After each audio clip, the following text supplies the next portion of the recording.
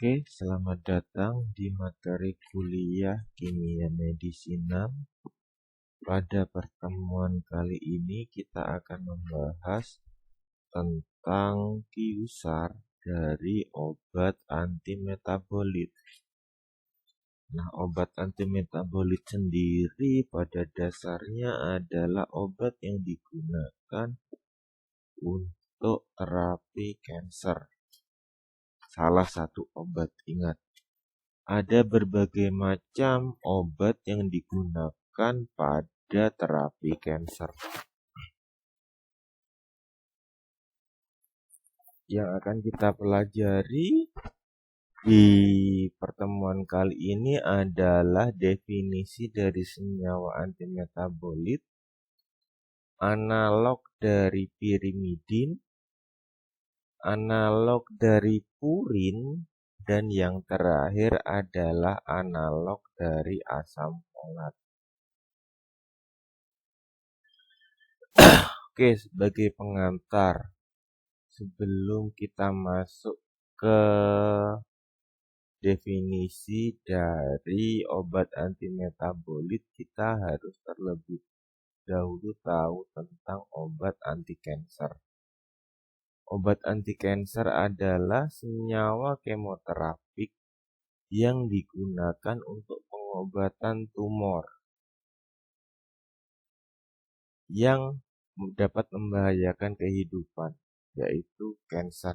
Jadi, untuk senyawa kemoterapik itu digunakan untuk pengobatan tumor yang membahayakan kehidupan, atau kita sebut kanker. Penyebabnya senyawa kanker itu apa? Ada senyawa karsinogen. Senyawa karsinogen tersebut senyawa yang dia secara kimia dapat menimbulkan reaksi radikal bebas. Nah, untuk tahap-tahap pembentukan radikal bebas kalian sudah pelajari di kimia organik. Ada 3 tahapan pada saat pembentukan radikal bebas. Nah, tapi kalian lihat lagi 3 tahapan dalam pembentukan radikal bebas tersebut. Oke, sekarang kembali. Senyawa karsinogenik itu apa? Senyawa karsinogenik itu bisa berupa virus. Jadi virus tersebut dia bisa masuk ke dalam sel dan menggantikan DNA dari inangnya. Biasanya masuk DNA di manusia.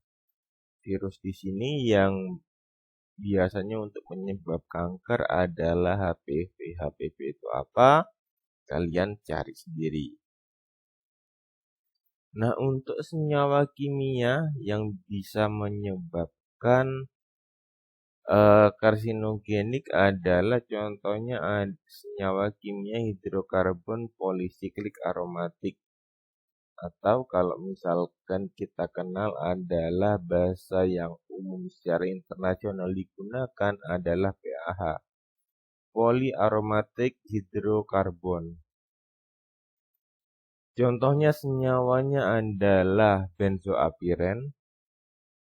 Lalu ada di golongan amin aromatik, contohnya adalah ini untuk PAH. Lalu ada dari senyawa amin aromatik yang bisa menyebabkan karsinogen. Di sini ada 2 naftilamin, zat warna azo, aflatoksin, dan dialkil nitrosamin. Nah, senyawa ini biasanya diperoleh dari suatu reaksi pembakaran yang tidak sempurna. Untuk benzoapiren dan dialkil nitrosamin itu penyebab kanker biasanya terdapat pada makanan yang dibakar. Untuk aflatoksin itu didapatkan disebabkan dari senyawa yang dia kacang-kacangan yang sudah lama itu akan menimbulkan aflatoksin. Lalu ada produk kimia alam, contohnya adalah safrol, siksasin, alkaloid, pirolisidin, dan beta-asaron. Juga karsinogen bisa disebabkan oleh radiasi senyawa radioaktif. Sinar UV, terutama sinar UV yang dia panjang gelombangnya pendek, yaitu UVC. Lalu sinar X, dan kalau kalian lihat film Hulk, itu di sana ada sinar gamma, di mana sinar gamma adalah sinar yang memiliki kemampuan untuk menembus sel yang paling kuat, itu dapat menyebabkan kanker. Ya kalau Hulk jadi kuat, kalau kalian kena sinar gamma, malah nanti tubuhnya bisa merotoli.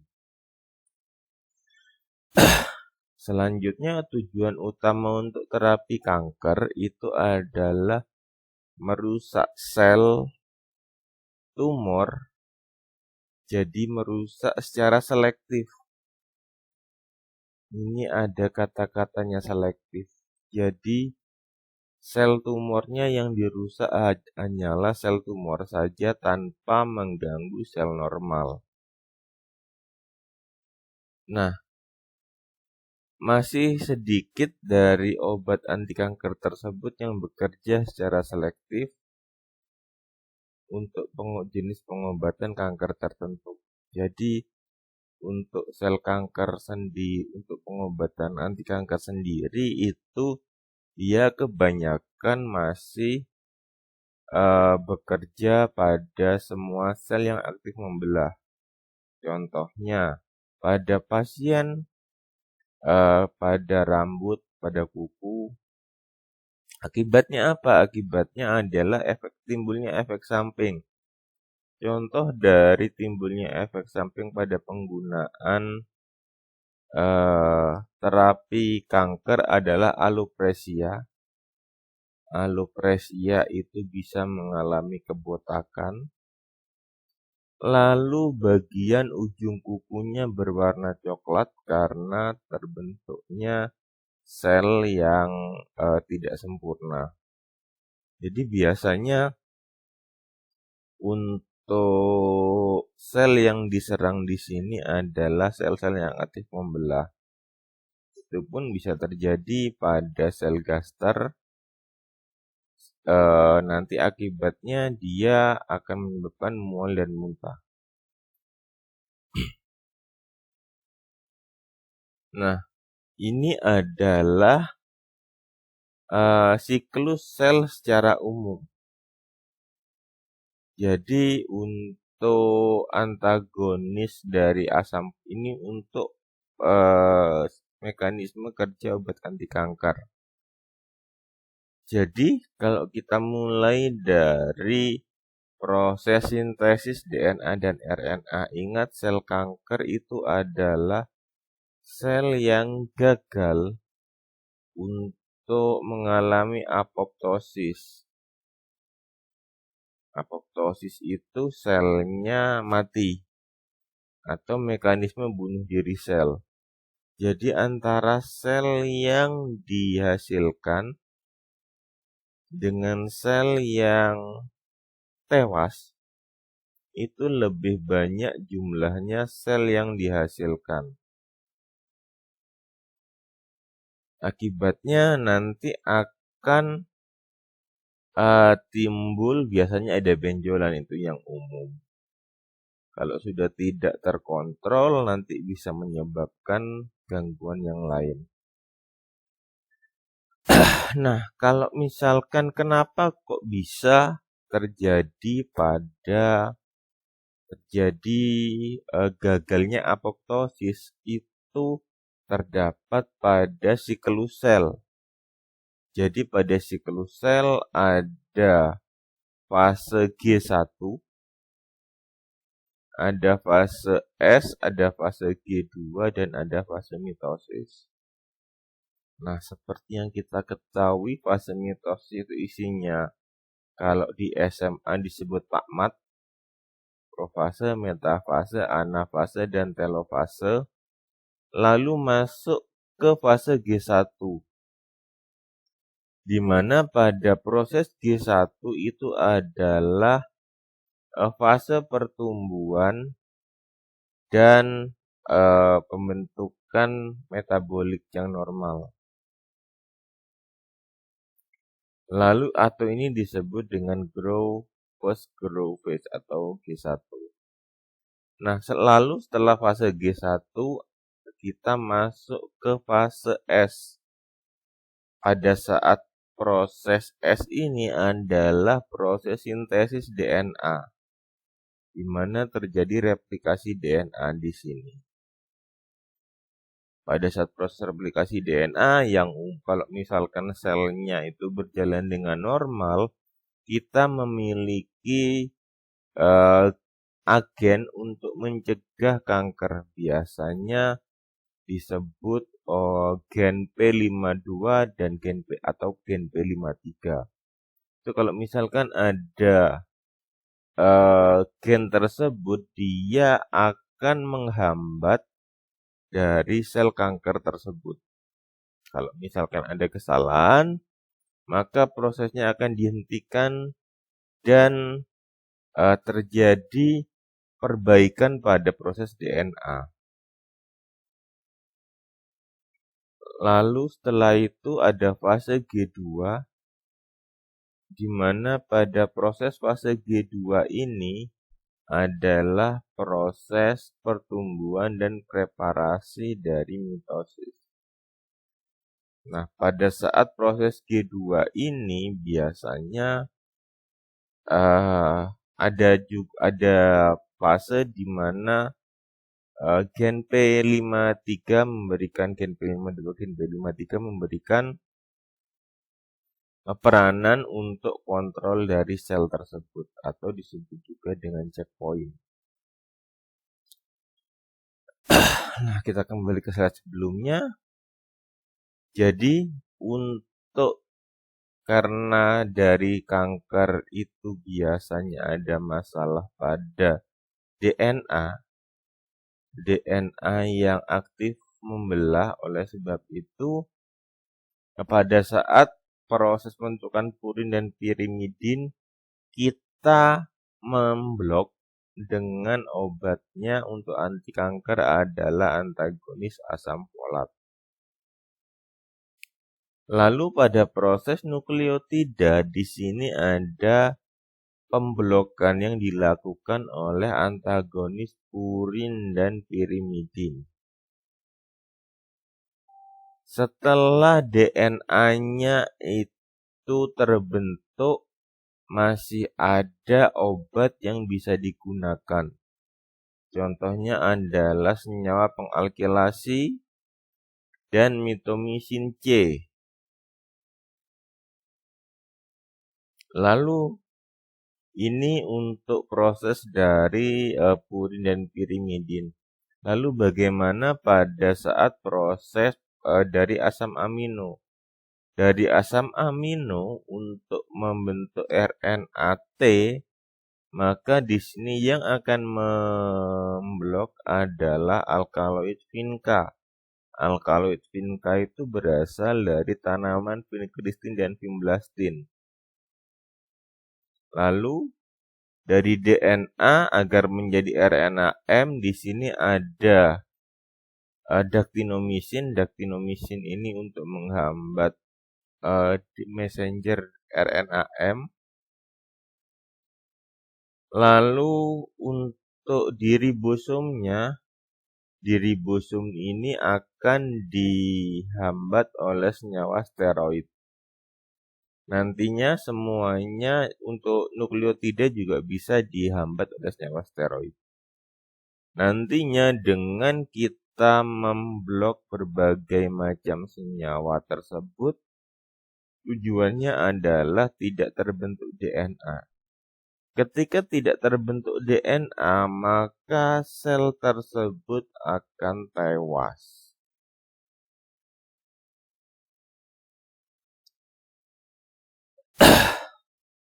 Nah, sekarang kita lihat untuk obat-obat tersebut bekerja di mana. Untuk obat vincristine dan vinblastine ini adalah merupakan alkaloid vinca, itu bekerja pada fase mitosis. Dan di mana pada fase mitosis akan terjadi, setelah proses mitosis akan terjadi diferensiasi sel, ini adalah untuk spesialisasi sel. Lalu ada pada fase G0 menuju G1, ini biasanya kita gunakan obat senyawa pengalkilasi, jadi DNA-nya yang belum dipecah, atau bleomisin, daktinomisin. Kalau sudah terbentuk fase G1, kita biasanya gunakan senyawa steroid. Lalu pada fase G1 ke S itu kita bisa gunakan doxorubicin. Lalu untuk G1 ke S juga kita bisa gunakan mitomycin. Kalau sampai fase S kita bisa gunakan vicamycin. Dan untuk S ke G2 kita bisa gunakan fluorouracil, fluoroxidin, citarabin, mercapturin, methotrexat, ioguanin. Ini adalah obat-obat yang akan kita pelajari sekarang. Lalu pada saat dia fase G2 di mana adalah dia persiapan dari preparasi dari fase mitosis, kita bisa gunakan obat-obat daktinomisin dan doxorubicin. Kenapa kok obat kanker? Oleh sebab itu pada saat penggunaan obat kanker itu biasanya digunakan pada berbagai macam siklus.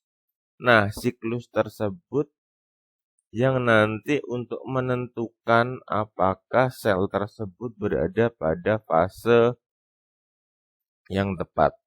Ketika pengobatan sel kanker itu tidak tepat fasenya, maka akan terjadi kegagalan dari sel kanker tersebut. Kenapa kok? Ini adalah penyebab kegagalan dari terapi kanker. Yang pertama adalah perbedaan morfologi dan biokimia sel normal dan sel kanker itu kecil sekali. Sehingga obat anti kanker tersebut tidak selektif pada sel tumor tertentu. Lalu banyak sel kanker yang bukan suatu benda asing bagi tuan rumah atau host atau manusia, sehingga tidak menimbulkan respon imun. Hal ini berbeda apabila ada mikroba, maka pertahanan dari manusia tersebut akan berperan untuk membantu dari obat kemoterapi tersebut. Sel kanker cepat menjadi kebal terhadap anti kanker, karena itu pada proses pemakaiannya harus sesuai dengan siklusnya.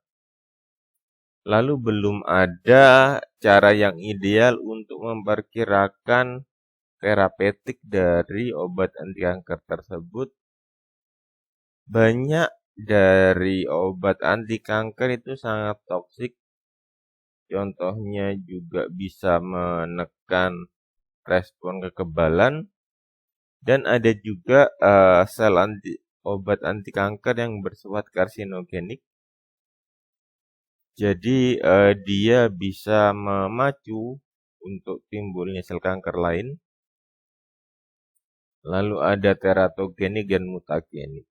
Oleh sebab itu, untuk menghindari efek samping yang karsinogen ini biasanya untuk satu siklus itu ada berbagai macam obat yang digunakan. Nah, selanjutnya kita akan belajar tentang obat-obat anti kanker. Yang pertama adalah obat antimetabolit, karena ini satu-satunya yang akan kita pelajari. Untuk obat antimetabolit adalah senyawa yang menghambat jalur metabolit yang penting untuk pembentukan asam amino, untuk membentukan kehidupan dan reproduksi dari sel. Mekanismenya gimana? Kita menghambat asam folat, purin, pirimidin, dan asam amino. Jalur nukleosida pirimidin yang diperlukan untuk sintesis DNA. Untuk penghambatan replikasi DNA dapat secara langsung maupun tidak langsung. Akibatnya itu tadi, apabila sel tidak punya DNA, maka sel tersebut tidak dapat berkembang biak dan mengalami kematian. Keunggulan dari obat metabolit ini spektrumnya lebih sempit dibandingkan dengan anti kanker lain. Untuk struktur obat antimetabolit sangat berhubungan erat dengan metabolit normal dan sifat antagonisnya. Nah, untuk yang pertama adalah antagonis pirimidin. Ini biasanya untuk mengingat lagi. Jadi dalam DNA itu ada basa purin, basa pirimidin. Nah, untuk antagonis pirimidin biasanya berupa prodrug atau praobat. Secara in vivo akan mengalami anabolisme menjadi senyawa aktif. Apabila dia sudah membentuk senyawa aktif, akan mempengaruhi sintesis DNA pada fase awal dengan cara menghambat timidilat sintase. Enzim timidilat sintase itu adalah enzim yang mengkatalisis metilasi asam deoksiuridilat menjadi asam timidilat. Nah, karena dia tidak terbentuk asam timidilatnya, maka sel akan mengalami kematian. Sel akan mengalami kematian karena kekurangan asam timidilat, disebut timinless death. Contoh obatnya apa? Ada 5-fluorourasil, tegafur, dan sitarabin. Di mana untuk 5-fluorourasil itu akan sintesis atau dianabolisme menjadi 5-fluorodioksiridin 5-fosfat. Untuk yang tegafur sama, untuk yang sitarabin menjadi arabinosilsitosin trifosfat. Dari namanya kita sudah mengetahui bahwa senyawa ini mirip dengan basa timin dan urasil. Apabila senyawanya tersebut pada gugus H, ini adalah strukturnya dari urasil, ini diganti H semua. Kalau misalkan ini CH3, yang di sini akan menjadi timin.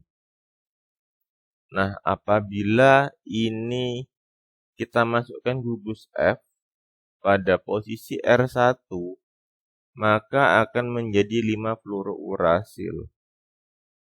Ingat, gugus F adalah golongan 7A. Golongan 7A itu VAU kelelakan brem-I-atos. Pada golongan 7A, F adalah senyawa yang memiliki elektronegativitas paling kuat dari semua unsur yang ada. Oleh sebab itu, ketika dia memiliki elektronegatif yang paling kuat, maka dia paling reaktif. Apabila di sini ada timin dan urasil, dan berkompetisi dengan 5 fluorourasil, maka urasil dan timinnya tersebut akan kalah karena lebih menarik F daripada timin dan urasil. Ya, bisa dibilang F ini 5 fluorourasil itu semacam pelakor. Contoh obatnya ada 5 fluorourasil, digunakan untuk pengobatan tumor padat seperti kanker, rektal, lambung, pankreas, karsinoma, breast cancer. Untuk absorpsi obatnya bisa dalam saluran cerna rendah. Oleh sebab itu diberikan secara intravena, waktu paruh plasmanya 10 menit dan hilang pada waktu 3 jam. Untuk pemberiannya secara intravena 7-12 mg per kilogram berat badan sehari selama 4 hari berturut-turut.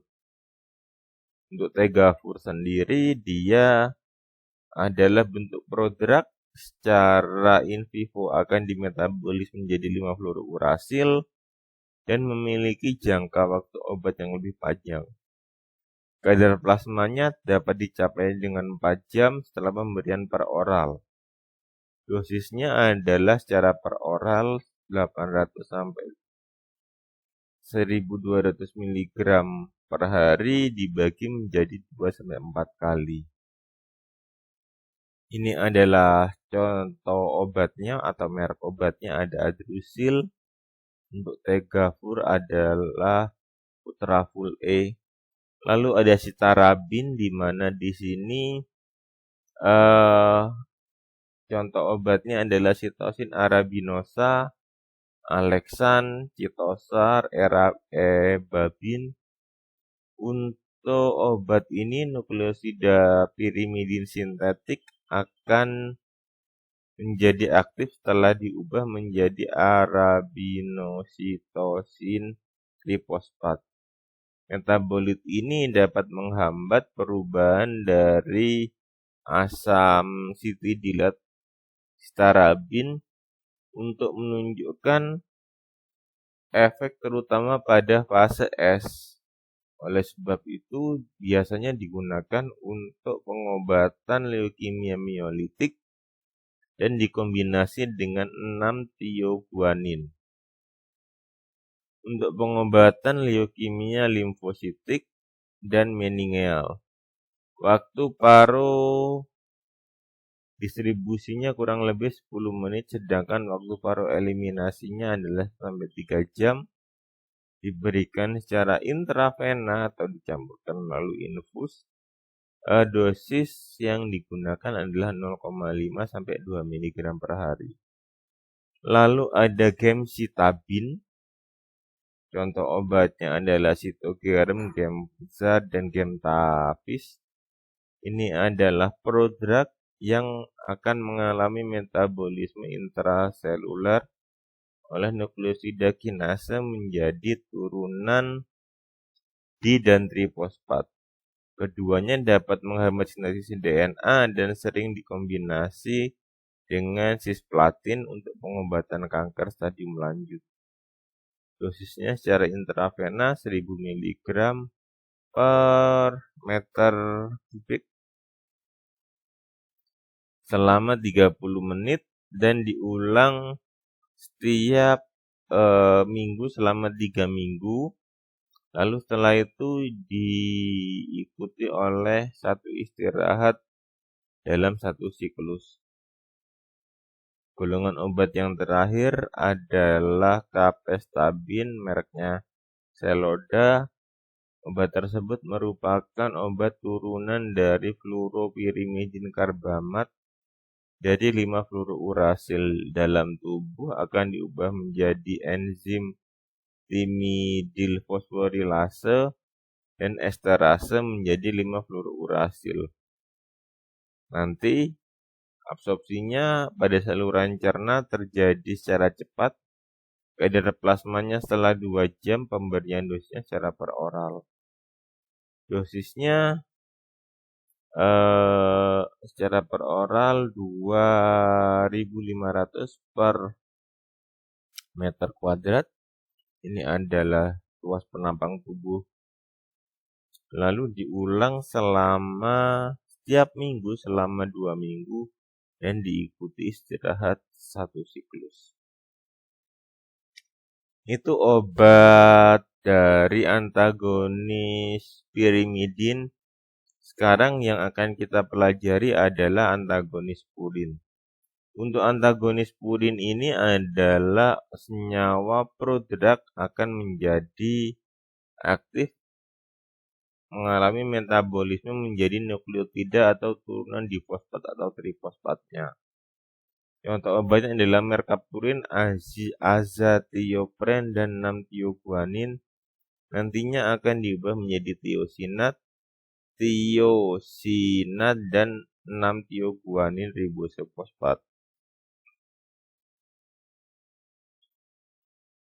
Nah, ini adalah gugus guanin. Kalau misalkan di sini kita gantikan dengan H.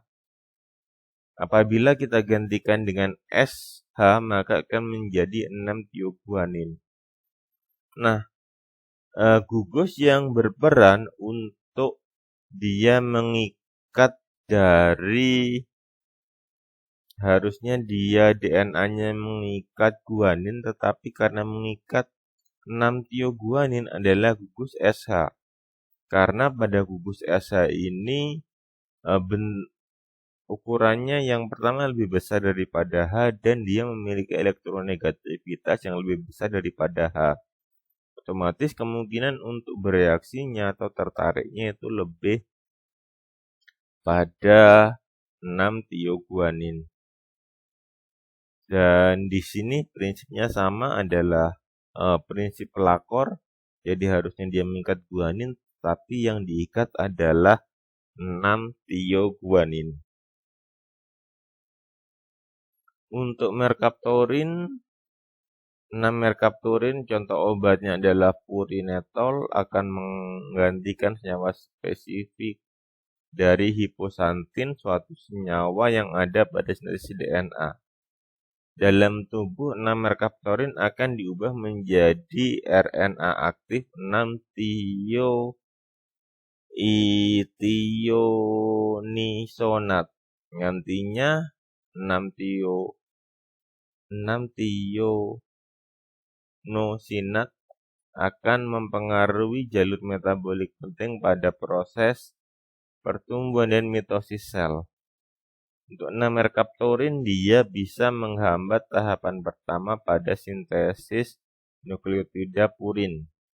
Jadi kalau pirimidin itu kita menggunakan fluorourasil, kalau purin kita gunakan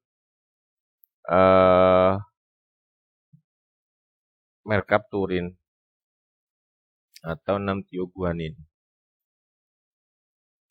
Absorpsi obat ini, senyawa ini digunakan untuk pengobatan karsinoma, leukemia, dan myelositik kronik. Absorpsi obatnya pada saluran cerna tetapi tidak sempurna. Kadar plasmanya pada 2 jam tertinggi. Dosisnya digunakan 2,5 mg per kilogram berat badan per hari. Digunakan pada dosis tunggal terbagi. Lalu ada azathioprin. Contoh obatnya adalah imuran, merupakan prodrug dari 6-mercapturin, di mana secara in vivo akan menjadi 1-metil-4-nitrothiomidazole. Untuk azathioprin tersebut memiliki waktu paruh eliminasi pada urin itu 24 jam. Efeknya selama 24 hari setelah pemberian. Kerjanya hampir sama dengan 6-mercapturin. Jadi hampir sama dengan yang di atas. Menghambat tahapan pertama dari proses nukleotida purin. Untuk 6-thioguanin mekanisme kerjanya itu bersama dengan merkapturin, senyawanya akan mengalami metabolisme menjadi 6-tioguanin ribosofosfat. Tahap pertama untuk biosintesis akan memblok metabolik penting dari tioguanin dan diubah menjadi deoksinukleosida trifosfat untuk mengikat sel tumor. Untuk tioguanin sendiri biasanya digunakan untuk pengobatan leukemia akut dan dikombinasi dengan sitarabin. Untuk absorpsi saluran cernanya itu tidak sempurna, ketersediaan hayatinya hanya 30%. Dosis yang diberikan adalah per oral 3 mg per kilogram berat badan selama 1 hari.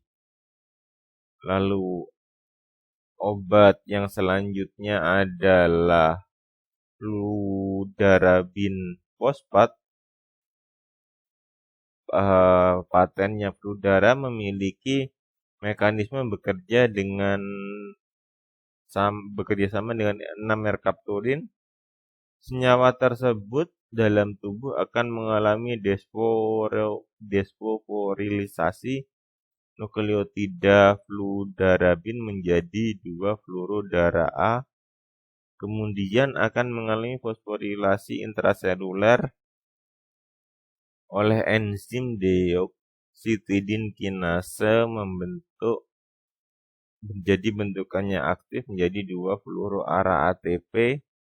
Bentuk ini dapat menghambat DNA polimerase dan RNA ribonukleotida reduktase untuk menghasilkan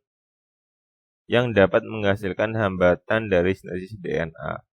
Akibatnya, apabila DNA-nya tidak terbentuk, sel tersebut akan mati.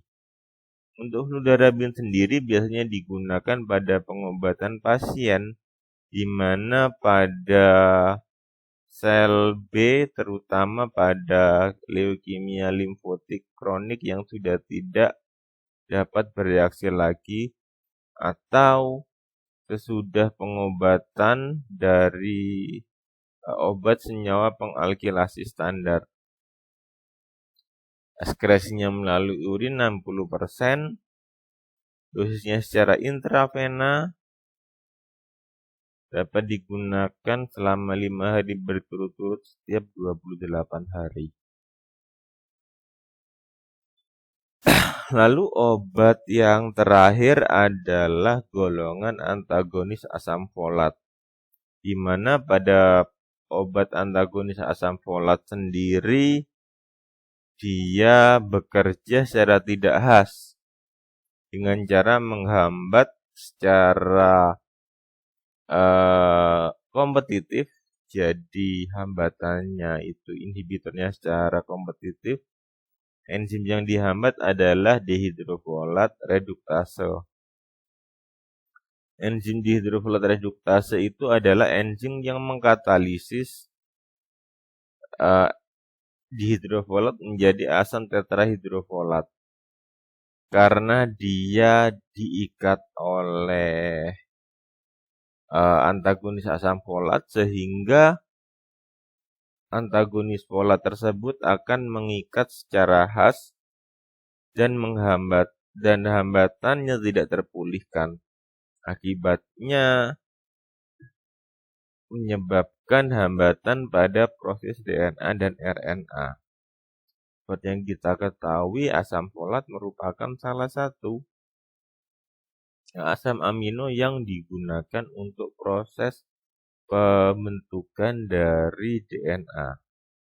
Untuk antagonis asam folat menghambat enzim timidilat sintase juga, dan juga dapat menyebabkan timinless death.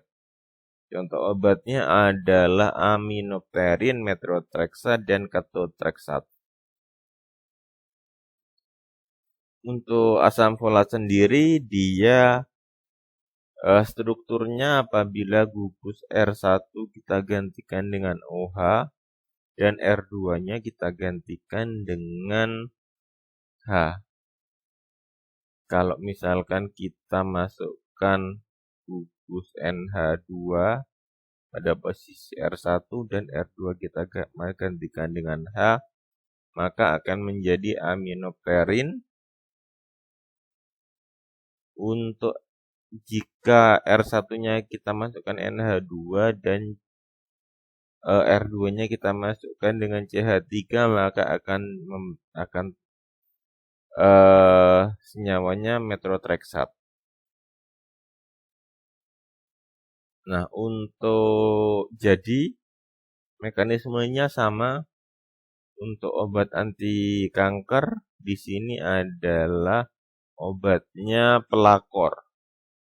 Pelakor itu merebut enzim dihidrofolat reduktase yang harusnya dia berikatan dengan asam folat. Contoh obatnya ada metotrexat. Metotrexat itu digunakan untuk antagonis folat yang ditimbun dalam sel tumor melalui mekanisme pengangkutan aktif.